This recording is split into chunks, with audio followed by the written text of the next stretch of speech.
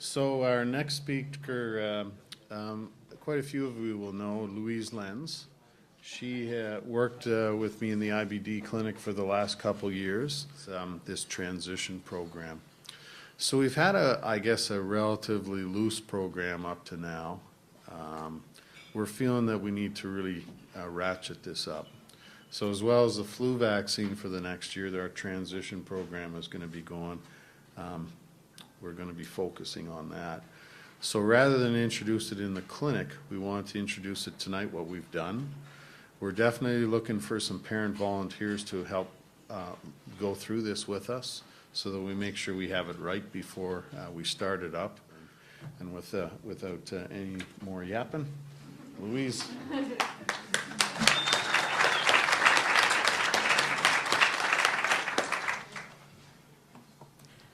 Thank you, Dr. Mack. It's really great to be here tonight. I really don't know what to say. I'm a little bit nervous, and I feel a little bit overwhelmed, especially having listened to my colleagues speaking here tonight. The issues that they're talking about are issues that would come up within clinic very, very regularly, and the team always had the answers. And like I say, it's a privilege for me to be working with everybody, and it's a privilege for me to have known all of you, my colleagues and the patients and their families. And without the families, we definitely wouldn't be where we are today. So thank you to all of you. And the experience that I've had in the IBD clinic has been one of the most amazing ones in my career, which has spanned very, very many years. It's been rewarding, it's been challenging, but on top of everything, it's given me so much respect for our families and for our kids who've just come so far. So without more, and I'd have to take a little sip.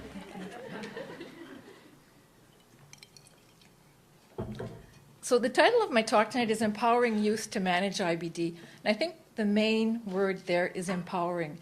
I remember a lot of you, when your children were diagnosed, you came into clinic and Dr. Mack would give you the diagnosis of inflammatory bowel disease. And it was something that, what is it? It's scary, it's challenging, it's a chronic disease, what can we do? And the thing that I saw was that everybody got to learn to deal with it. It wasn't easy at the beginning. You had some ups and downs. You had some very challenging times, but everybody got to learn to deal with it. What happened was it was a gradual process. It doesn't happen overnight, and that's the same thing with our kids. Okay, the kids. Just a little aside. When I was preparing the talk, I gave a bit of a talk to my colleagues, and one of the words I came up with all the time was kids, kids, kids, kids. And some had a few remarks saying, when you're speaking, you don't say kids. You have to be children or youth. Well, children. Okay, some of the kids are 17 years old, a little bit older than that. Some of them are 7, some of them are 6. But children, it doesn't really fit. Youth, well, youth for me doesn't fit either. Right? It's the word. It's a great word. So please excuse me if I say kids. I'm a grandma and I say kids. So as I said, the main word here is empowering the youth. So you were able to be a parent who had a child who was diagnosed with chronic disease, and you've come so far. Well, your children are going to be going off to adult care on their own. So now you're there for them, you're with them at all their appointments. There's so many things that you're keeping track of for them. You're helping them remember their medications. You're making their appointments for them. But they're going to have to do it. They're going to have to eventually do it because they're going to be adults, and it's not going to be too long. So as Dr. Mack was saying, we were doing things all along here. There's a lot of things that have been done in order to help the patients, the kids, okay, in order to help the children move on to adult care. And when they graduate, there's a process right now where they're transferred to an adult gastroenterologist, and at the same time there's information that's sent off to the adult gastroenterologist, and we tried to prepare them. But now we want to structure things, and like I said, we want to empower them. So transition. Now, we've all gone through transition in our lifetimes. We were students, and then we became employees. We were single, then we became a couple. We had a mate, and then we had a family. So all these times were transitional times. They're difficult times, they're stressful times, but hey, you got through it, okay? And it gets easier. So we have to remember that with our children as well. So transition is the purposeful planned process that addresses the medical, psychosocial, and educational needs of adolescents with chronic medical conditions as they move from family-centered to an adult-oriented health system, from parental care to self-care. And the key word in that is it's planned, it's a process, but it's gradual. Okay, so we can't expect too much at the beginning, but we want to go gradually. So now, is this important? Why is it important? Who says it's important? So we had a little bit of research studies. There were some research studies that were done. And one of the things that surprised us was when adult GIs were asked, okay, how are the kids doing, the kids that are transferred to you? Sorry, geez, it's harder, it's stronger than me. How are our youth doing after they've been transferred to you? Say, somebody who's 18 years old and ends up in the adult gastroenterologist's office. These are perceptions, okay? Doesn't mean that it's real, it doesn't mean that it's true, but these are the perceptions of the adult GIs. And the percentages that we're showing here are the percentages of adult GIs that thought there was a problem in that area. So knowledge of the name, dose, and major adverse medication effects, 69% of kids had a problem. Sorry. 69% of youth had a problem when we're talking about these things, that the adult gastroenterologist thought that they weren't up to par. They didn't know as much as they should. Medical history, 55% had problems with their own medical history. Knowledge of the impact of smoking, alcohol, and drugs on their health. This is really high, 51%. And as we know, these are risky behaviors, and they could cause flares of inflammatory bowel disease. So the adult GIs think that there's a bit of a problem. It's not necessarily the Ottawa adult GIs. This was a study that was done elsewhere. Now, what's happening with the adolescents themselves? Well, there was another study that was done. It was published, and the adolescents that were able to accurately name their diagnosis was 83%. So that's pretty good. 83% of kids know whether they have Crohn's or ulcerative colitis or indeterminate colitis. But only 22% were accurately able to name the location of their disease.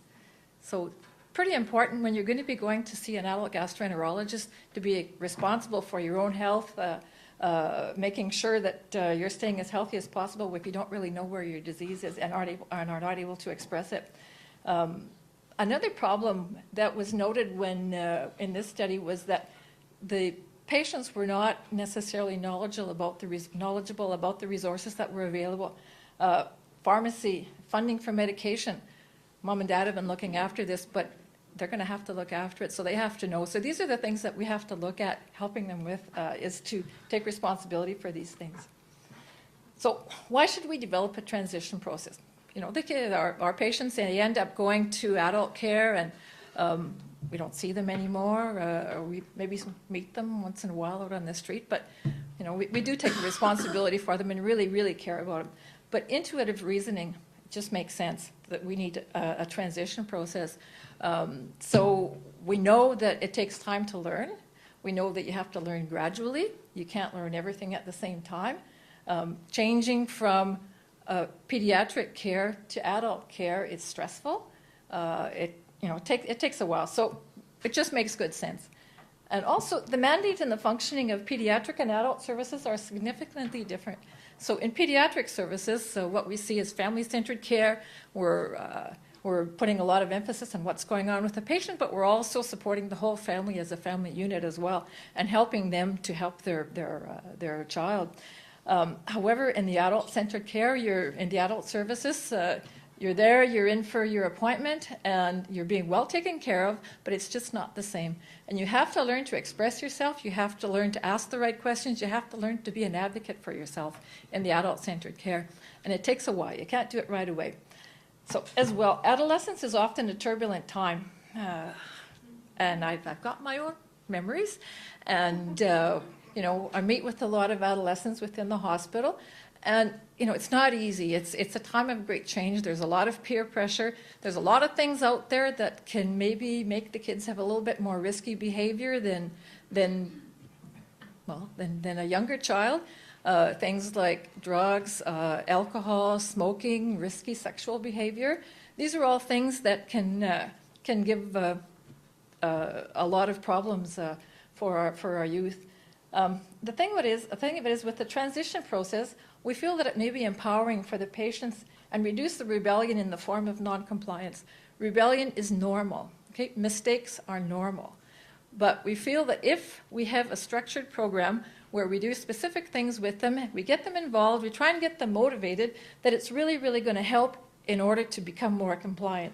Because we do know that the number one cause for relapse, for flares, is not taking medication. Risky behavior and not taking medication. So those are primary in what we want the kids to learn. Young adults who are able to take care of their own health and health care are more likely to be able to pursue educational and employment opportunities. I think there's no arguments about this. The healthier that you can be, the more productive you can be, the easier it will be for you to be studying, to be learning on, to take another career on as a young adult. So the goal that we have in our transitional program is to empower youth to manage their IBD. So what we want to do, we want to promote skills in communication, decision-making, and self-care. We want to encourage independence, responsibility, and self-reliance. These are all big words, and they're not easy, especially when you have a child with a chronic disease. You've taken them over some pretty rough roads sometimes. You know how important medication is, how important attending the appointments is, how important it is just to have healthy nutrition. But we also have to encourage them to be independent at the same time. So we want to protect them, but the best way to protect them is to teach them and help them to learn. Okay? So building a relationship that promotes independence and self-reliance is primary in our program, and providing education is also a very important thing for us.